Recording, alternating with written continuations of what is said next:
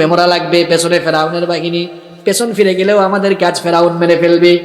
মুসা নবী বললেন, বেসবরের দল একটু সবর করো। কাল্লা ইন্না মাইয়া রাব্বি সায়াহদিন, কখনো নয়, আমাদের সঙ্গে আছেন কে? ওনার নির্দেশে এসেছি, তিনি আমাদেরকে পথ দেখাবেন। আল্লাহ খুশি হলেন, বললেন, নবী মুসা তোমার হাতে কি?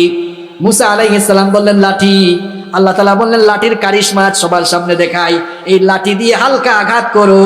লাঠি দিয়ে যখন আঘাত করলেন, সাগরের মাঝখানে রাস্তা তৈরি করে দিলেন কি? মুসা আলাইহিস সালাম তার উম্মতদেরকে বললেন, এই রাস্তা দিয়ে সাগর পার হয়ে যাও। সবাই এবার এই রাস্তা দিয়ে সাগর পার শুরু করলো। ওই দিকে ফেরাউন তার বাহিনী নিয়ে এসে দেখলো, হায় হায়, দুই দিকে পানি, মাঝখানে রাস্তা। এখন একটু পাট নিল, ভাব নিয়ে বললো, দেখছো আমি ফেরাউন ক্ষুধার ভয়ে আজকে সমুদ্রের মাঝখানে রাস্তা হয়ে গেছে। আসলে সে ক্ষুধা না হুদা। আল্লাহ বলতেছেন, রাখ একটু, পুরোই তোর অবস্থা কি করি দেখ। ফেরাউন বলল, এখনো দাঁড়িয়ে আছে কেন? চলো চলো, সব কটাকে আজকে ধরবো।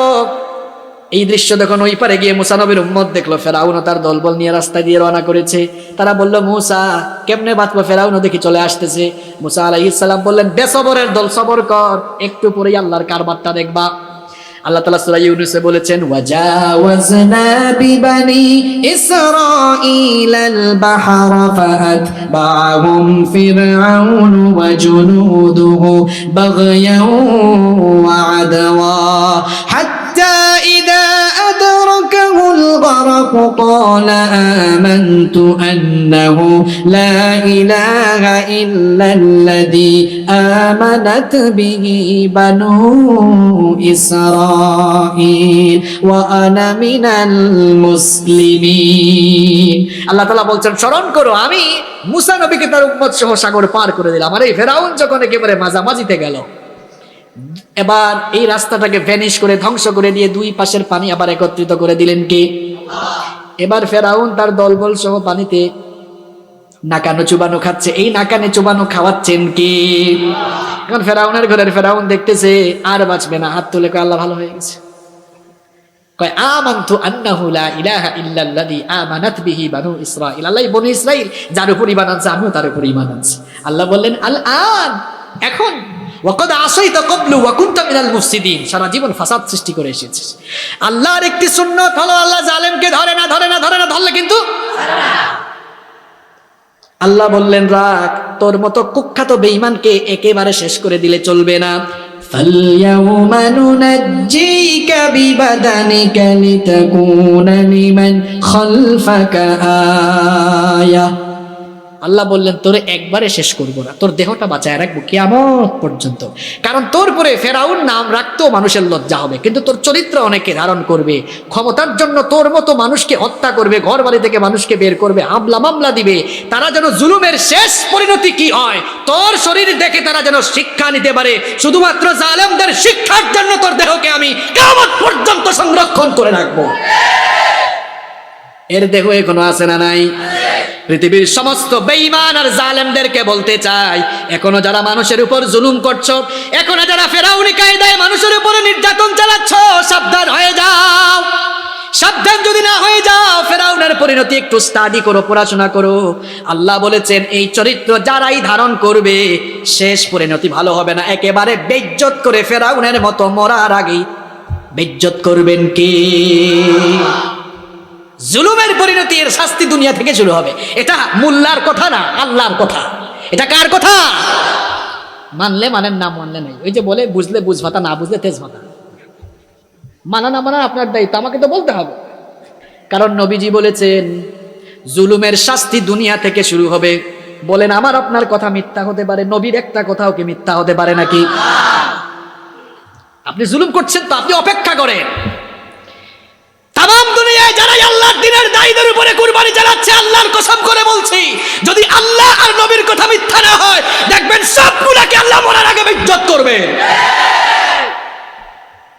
চ্যালেঞ্জ করে বলছি আমি, যদি আল্লাহ আর নবীর কথা সত্য হয়, সবগুলার চরিত্র আল্লাহ জাতির সামনে প্রকাশ করে সবগুলাকে আল্লাহ ন্যাংটা করে ছাড়বেন। দেখবেন, একটু পড়াশোনা করবেন, ঘাটাঘাটি করবেন, যারা ইসলামের বিরুদ্ধে, আলেম উলামাদের বিরুদ্ধে আজে বাজে কথা বলেছে সবগুলা বেইজ্জত হয়েছে। আরো কত বেইজ্জতি যে সামনে আছে আল্লাহ জানেন, আমরা জানি। তাহলে মানুষের উপরে জুলুম করা যাবে? কারণ জুলুম করলেই জুলুমের শাস্তি দুনিয়া থেকে শুরু হয়ে যাবে। নবীজি বলেছেন এজন্য জুলুম করো না। তাহলে 3 নাম্বার পয়েন্ট ছিল মানুষের উপরে জুলুমকারী জালেম। শুধু মানুষের না, আরেকটা কথা বলছিলাম, আল্লাহর সৃষ্টির উপর আমরা জুলুম করি, বিভিন্ন প্রাণীদেরকে আমরা অনেক সময় মারি। 2টা ঘটনা শোনাই, আজকের ওয়াজ শেষ। কয়টা ঘটনা? আরো জোরে বলেন, খুব মনোযোগ দেন। 2টা ঘটনা আজকে ভালো করে আপনারা শুনে যান, হাদিস থেকে শোনাচ্ছি। নবীজি বলছেন আমি একবার দেখলাম জাহান্নামে বনি ইসরাইলের এক মহিলাকে আযাব দেওয়া হচ্ছে। মহিলাকে কি কারণে আযাব দেওয়া হচ্ছে আমি জিজ্ঞেস করলে আমাকে বলা হলো এই মহিলা, তার ঘরের মধ্যে একটি বিড়াল ছিল। কি ছিল? বিড়াল ছিল। দেখেন নবীজি বলছেন উরিদাত আলাইয়ান নার, আমার সামনে জাহান্নামকে পেশ করা হলো। ফারাআইতু ফিহা ইমরাআতাম মিন বনি ইসরাঈলা তুআযযিবু ফি হিররাতিন লাহা। নবীজি বলছেন বনি ইসরাইলের এক মহিলাকে দেখলাম খুব শাস্তি দেওয়া হচ্ছে। তার কারণ হচ্ছে সে, তার ঘরে একটি বিড়াল ছিল, এটাকে নিজে খাবার দিত না, আবার বাইন্দা রাখতো, বেঁধে রাখতো, যেন বাহিরে গিয়ে এই বিড়াল কোথাও খাইতে না পারে। এভাবে এই বিড়ালটা অনাহারে মারা গেল। এই বিড়ালের উপরে জুলুম করার কারণে বনি ইসরাইলের ওই মহিলাকে জাহান্নামে দিয়েছেন কে? দেখছেন, খালি মানুষের উপর জুলুম না, আল্লাহর সৃষ্টির উপরে জুলুম করলে আল্লাহ ওই জালেমকেও ছাড়েন না। আবার আরেক ঘটনা শুনেন, এক পাপিষ্টা নারী, শুনতেছেন আপনারা? বুখারী আর মুসলিম শরীফের হাদিস, আবু হুরায়রা রাদিয়াল্লাহু আনহু হাদিস বর্ণনা করেছেন। নবীজি বলেছেন এক পাপিষ্টা নারী খুব বেশি গুনাহ করেছে, পাপ করেছে। এই পাপিষ্টা মহিলা একদিন একটা কুকুরের পাশ দিয়ে যাচ্ছে। একটা কুকুর, কুকুর বুঝেন তো আপনারা, কুত্তা, কুকুর। এই কুকুরের পাশ দিয়ে যাচ্ছে। মহিলা লক্ষ্য করে দেখলো কুকুরটা পিপাসার যন্ত্রণায় কাতর হয়ে একটা কুয়ার পাশে হাঁপাচ্ছে, জিহ্বা বের করে হাঁপাচ্ছে। এই চিত্র, করুণ দৃশ্য দেখে মহিলার মনে দয়া হলো। মহিলা এবার নিজের পায়ের মোজাটা খুললো, পায়ের মোজা খুলে ওড়নার সঙ্গে মোজাটা বেঁধে কুয়ার মধ্যে সেটা ফেলে কিছু পানি সংগ্রহ করে ওই পিপাসার্ত কুকুরটাকে খাওয়ালো। প্রাণীর প্রতি দয়া করার কারণে আল্লাহ তাআলা তার উপরে এমন রহম করলেন, ওই পাপিষ্টা নারীর গুনাহগুলো আল্লাহ মাফ করে দিলেন। 2টা ঘটনা শুনাইছি। বিড়ালের উপর অত্যাচার, এক নারীকে আল্লাহ জাহান্নামে দিয়েছে। আরেক পাপী নারী, পাপিষ্টা মহিলা একটি পিপাসার্ত কুকুরকে পানি পান করিয়েছে, আল্লাহ তার সব গুনাহ মাফ করে দিয়েছে। মানুষের উপর জুলুম বাদ দেন, প্রাণীর উপরে জুলুম করা যাবে, গাছের উপর জুলুম করা যাবে না। কিছু মানুষের বদ অভ্যাস আছে, বসে আছে দেখেন গাছের পাতা ছিঁড়ে, আমি দেখছি, আপনারা দেখছেন কিনা, এমনি বসে আছে বাগানে, দেখবেন একটু পর পর গাছের পাতা ছিঁড়ে ছিঁড়ে ফেলে।